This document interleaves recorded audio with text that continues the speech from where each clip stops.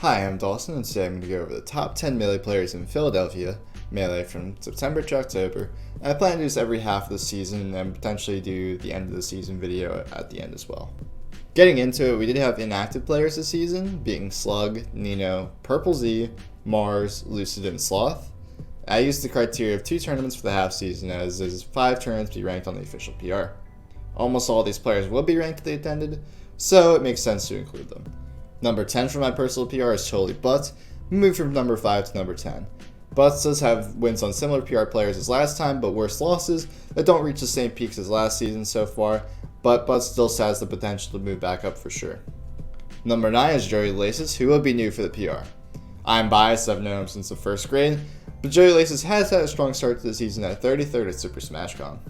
A solid 4th at the lab, dominated by God Touch, shows future promise for the rest of the season. Number 8 is Seek, who would also be new to the PR.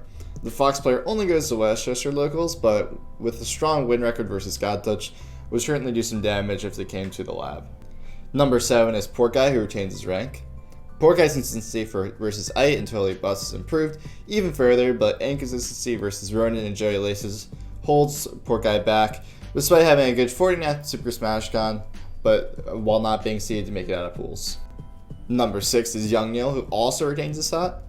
Neil's ability to win any tournament in Westchester when Dimension Mature is not in attendance is not to be understated.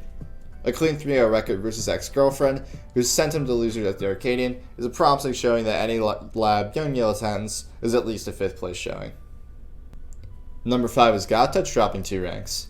The PM Fox losing his winning record to Church so far this season from last, and losses to Seek at Westchester knock him down. Overall, high peaks but shaky consistency. We'll see if that smooths out at the end of the season. Number 4 is Chur staying in the same rank. The switch to the frame 1 is looking almost in full effect, with Chur's consistency out of region and in region improving tremendously. Outside of a drop set to Purple Z and Mars, Chur's does not drop a set to in-region players outside the top 3. Number 3 is Dimension dropping rank. Similar to Chur's, the switch to the box is certainly there at this point, with an impressive spread versus the top 10 and a 7-0 record versus Chur's. Only thing moving Dimension lower is a drop set to Purple Z, and not closing out Sems versus Chem in game side situations. Number 2 is Dawson, or me, also moving down a rank. I've had a more consistent season so far than last, not dropping any sets to Chur's so far, and with the worst loss of Vintage at Super Smash Con. With fewer attendance than last season, any upcoming tournaments can swing my rank massively up or massively down. Number 1 for this half ranking season is Chem, increasing to 1 from his last ranking 2 years ago at number 2 to Slug. Chem has no sets dropped in region out of his 4 tournaments this season.